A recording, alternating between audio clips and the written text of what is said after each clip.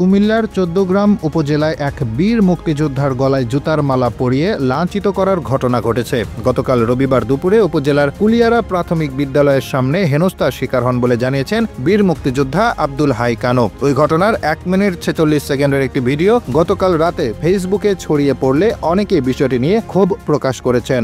স্থানীয়রা বলছেন, মুক্তিযোদ্ধা কানো কৃষক লীগের কেন্দ্রীয় কমিটির সদস্য। আওয়ামী লীগের সাবেক এমপি মুজিবুল হকের রোশানলে পড়ে বিগত ৮ বছর এলাকায় যেতে পারেননি।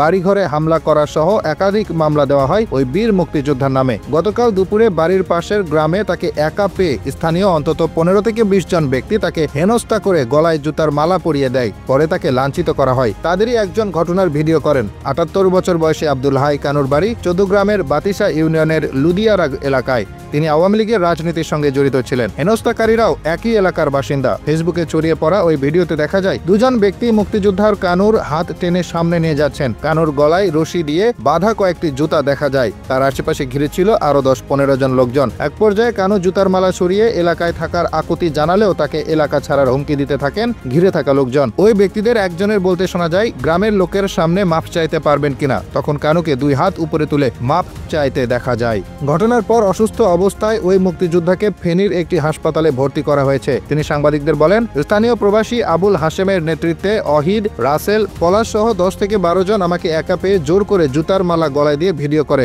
আমি বিগত সময়ে তাদের কোনো ক্ষতি করিনি। থানায় অভিযোগ কেন দিতে চাইছেন না এই প্রশ্নে আব্দুল হাই কানো বলেন, বিচার কার কাছে চাইবো? মামলা দিয়ে আর কি হবে? এমন বাংলাদেশের জন্যই কি জীবন বাজি রেখে যুদ্ধ করেছিলাম? এই ঘটনায় অভিযুক্ত আবুল হাশেম বা অন্যদের সঙ্গে যোগাযোগ করা যায়নি। ১৪গ্রাম থানার ভারপ্রাপ্ত কর্মকর্তা ওসি এটিএম আক্তারুজ্জামান বলেন, বীর মুক্তিযোদ্ধাকে যারা লাঞ্ছিত করেছে তাদের বিষয়ে খোঁজ খবর নেওয়া হচ্ছে। তিনি বলেন, ঘটনার পর ওই মুক্তিযোদ্ধা মোবাইল ফোনে বিষয়টি আমাকে জানিয়েছিলেন। তবে এ বিষয়ে তিনি লিখিত অভিযোগ করবেন না বলেও জানিয়েছেন। রাতে ভিডিওটি ভাইরাল হওয়ার পর আবারও তাকে অভিযোগ দিতে বলা হয়েছে। আমরা ঘটনায় জড়িতদের নাম পরিচয় সংগ্রহ করছি। তাদের বিরুদ্ধে আইনগত ব্যবস্থা নেওয়া হবে।